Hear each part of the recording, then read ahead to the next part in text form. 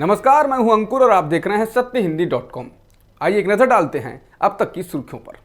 Supreme court ने पत्रकार विनोद दुआ के खिलाफ हिमाचल प्रदेश में दर्ज देशद्रोह की एफआईआर को खारिज कर दिया है। इसके साथ ही कोर्ट ने कहा कि ऐसे मामलों से सुरक्षा के लिए हर पत्रकार हकदार है। बता दें कि एक स्थानीय बीजेपी नेता ने पिछले साल दिल्ली दंगे पर विनोद दुआ के यूट्यूब शो को लेकर देशद्रोह का मुकदमा दर्ज कराया था। एफआईआर में उन पर फेक न्यूज फैलाने, सार्वजनिक उपद्रव फैलाने, मानहानि वाली सामग्री छापने और सार्वजनिक रूप से गलत बयान देने का आरोप लगाया गया था। इस एफआईआर के खिलाफ ही विनोद दुआ सुप्रीम कोर्ट में गए थे। विनोद दुआ के मामले की सुनवाई करते हुए सुप्रीम कोर्ट ने उस एफआईआर को तो रद्द किया ही, इसके साथ ही विनोद दुआ की उस मांग को भी खारिज कर दिया जिसमें उन्होंने मांग की थी कि 10 साल से ज्यादा अनुभव वाले किसी भी पत्रकार पर तब तक एफआईआर दर्ज नहीं की जाए जब तक हाईकोर्ट जज के नेतृत्व वाले पैनल से इसके लिए सहमति नहीं ली गई हो। जस्टिस यूयू ललित और विनीत सरन की पीठ ने यह फैसला दिया। सुप्रीम कोर्ट की इस पीठ ने पिछले फैसले का हवाला देते हुए कहा कि हर पत्रकार ऐसे आरोपों से सुरक्षित होने के हकदार हैं। न्यायाधीशों ने कहा कि देशद्रोह पर केदारनाथ सिंह के फैसले के तहत हर पत्रकार सुरक्षा का हकदार होगा। उत्तर प्रदेश के शहर कानपुर में बीजेपी नेताओं ने दिन दिहाड़े पुलिस से धक्का मुक्की कर एक हिस्ट्री शीटर को भगा दिया। घटना के वायरल वीडियो को देखने के बाद पता चलता है कि इस प्रदेश में कानून व्यवस्था का क्या हाल है और ये भी कि यहाँ अपराधियों और राजनेताओं का कितना जबरदस्त गठजोड़ है।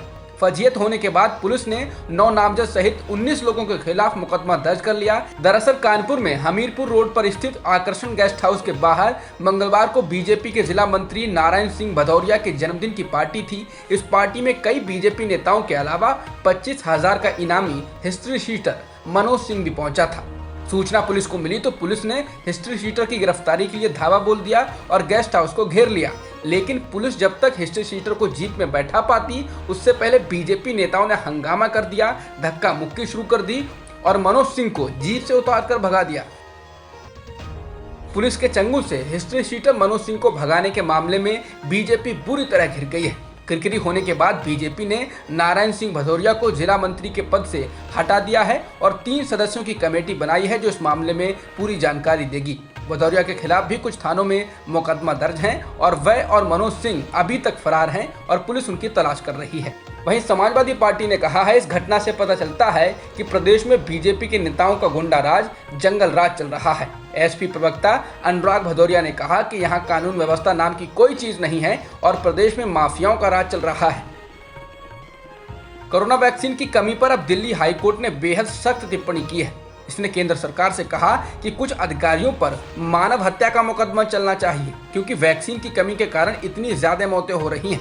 कोर्ट ने साफ तौर पर कहा यदि समय पर वैक्सीन लगाई जाती तो कितने लोगों की जिंदगियां बचाई जा सकती थी। कोर्ट ने यह टिप्पणी तब की जब देश की एक कंपनी को वैक्सीन निर्माण के लिए मंजूरी में देरी होने की शिकायत की गई। कोर्ट ने कहा कि देश में इतनी क्षमता है जिसका इस्तेमाल नहीं किया गया है, लेकिन कुछ अधिकारी उस पर कुंडली मारकर बैठे हैं। इसी संदर्भ में कोर्ट ने कहा कि इसके लिए ऐसे अधिकारियों पर मानव हत्या का मुकदमा होना चाहिए। सूत्रों के हवाले से खबर आ रही है कि सीरम इंस्टीट्यूट ऑफ इंडिया ने drug controller general of India से रूसी वैक्सीन स्पुतनिक वी का उत्पादन करने की अनुमति मांगी है। पुणे स्थित वैक्सीन निर्माता कंपनी ने परीक्षण, विश्लेषण और जांच के लिए भी मंजूरी मांगी। बता दें अभी भारत में रूस की इस वैक्सीन को डॉक्टर रेड्डीज लेबोरेटरीज बना रही है। वहीं सीरम इंस्टीट्यूट ऑफ इंडिया ने सरकार को पहले बता दिया है कि वह जून में कोविशील्ड वैक्सीन की 10 करोड़ डोज बनाने लगेगा और आपूर्ति कर सकेगा। इसके अलावा सीरम नोवावैक्स वैक्सीन का भी उत्पादन कर रहा है जिसके लिए अमेरिका से नियामक मंजूरी का इंतजार है। फाइजर और मॉडर्ना जैसी विदेशी कंपनियों के बाद भारत की वैक्सीन बनाने वाली company serum institute of India ने भी कानूनी कार्रवाई से क्षतिपूर्ति यानी कानूनी कार्रवाई से सुरक्षा की मांग की। सूत्रों के हवाले से कहा जा रहा है कि सीरम ने सरकार से कहा है कि सभी के लिए नियम एक जैसे होने चाहिए, चाहे वो विदेशी कंपनी हो या घरेलू कंपनी हो। बता दें बुधवार को स्वास्थ्य मंत्रालय के सूत्रों के हवाले से खबर आई थी कि भारत में भी अगर किसी टीके का दुष्प्रभाव होता है तो उस कंपनी को कानूनी कार्रवाई से सुरक्षा दी जाएगी।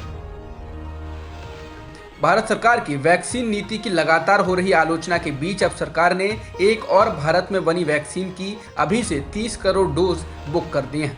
इसके लिए अग्रिम भुगतान भी किया जाएगा। इस वैक्सीन को हैदराबाद स्थित बायोलॉजिकल ई द्वारा बनाया जा रहा है। ये वैक्सीन अभी क्लिनिकल ट्रायल के 3रे चरण में है, लेकिन भारत सरकार कंपनी को इस वैक्सीन के लिए 1500 करोड़ का अग्रिम भुगतान करेगी।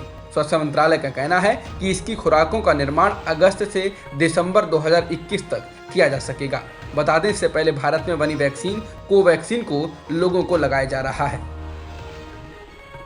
उत्तर प्रदेश में विधानसभा चुनाव से पहले बीजेपी और संघ में संगठन को लेकर हलचल तेज हो गई है। पिछले 2 दिनों तक यूपी में योगी सरकार के मंत्रियों विधायकों से अलग अलग बात करने के बाद बीजेपी के राष्ट्रीय महासचिव संगठन BL संतोष दिल्ली पहुंच चुके हैं। तो वहीं आज राष्ट्रीय स्वयंसेवक संघ यानी RSS के प्रमुख मोहन भागवत आज दिल्ली में रहेंगे। कहा जा रहा है कि इस दौरान वो संघ के शीर्ष पदाधिकारियों से यूपी को लेकर चर्चा कर सकते हैं। बैठकों में सह सरकार्यवाह और सरकार्यवाह दत्तात्रेय होसबोले मौजूद रहेंगे। अभी हाल ही में होसबोले ने लखनऊ में भी नेताओं से मुलाकात की थी।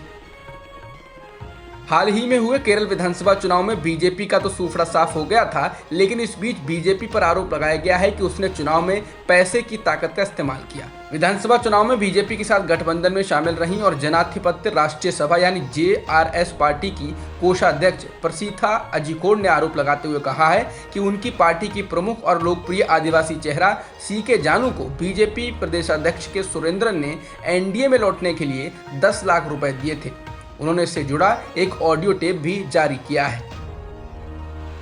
भगोड़े हीरा कारोबारी मेहुल चोकसी को डोमिनिका में कोई राहत नहीं मिली है। डोमिनिका कोर्ट ने उसकी जमानत याचिका को खारिज कर दिया है। पेशी के दौरान चोकसी ने डोमिनिका में अवैध घुसपैठ के आरोपों को पूरी तरह से नकार दिया। चोकसी ने दावा किया कि उसे एंटीगुआ एंड बारबुडा से अपहरण कर जबरन कैरिबियाई द्वीप देश में लाया गया। अब इस मामले में अगली सुनवाई 14 जून को होगी। CBSE बोर्ड की 12वीं की परीक्षाओं को रद्द होने के बाद अब एक के बाद एक राज्य बोर्ड भी इन परीक्षाओं को रद्द कर रहे हैं। गुजरात, मध्य प्रदेश, उत्तराखंड के बाद यूपी बोर्ड ने भी 12वीं की परीक्षाओं को न कराने का फैसला किया है, यानी परीक्षाएं रद्द कर दी हैं।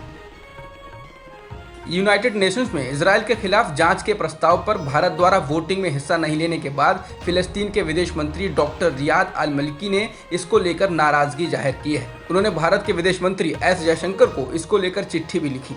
फिलिस्तीन के विदेश मंत्री ने कहा कि भारत ने संयुक्त राष्ट्र सुरक्षा परिषद में इजरायल के खिलाफ जांच को लेकर लाए गए निर्णायक और महत्वपूर्ण वोटिंग प्रस्ताव के दौरान गैर हाजिर रहकर एक महत्वपूर्ण मौका खो दिया है। उन्होंने कहा कि वोटिंग से गैर हाजिर होकर भारत मानवाधिकार के खिलाफ उठती आवाज को दबाने में नाकामयाब रहा। जम्मू कश्मीर में बीजेपी नेताओं पर एक के बाद एक लगातार हमले हो रहे हैं। जम्मू कश्मीर के पुलवामा में आतंकवादियों ने बुधवार को एक नगर पार्षद की गोली मारकर हत्या कर दी। जिस समय हमला किया गया उस वक्त सुरक्षाकर्मी साथ नहीं थे।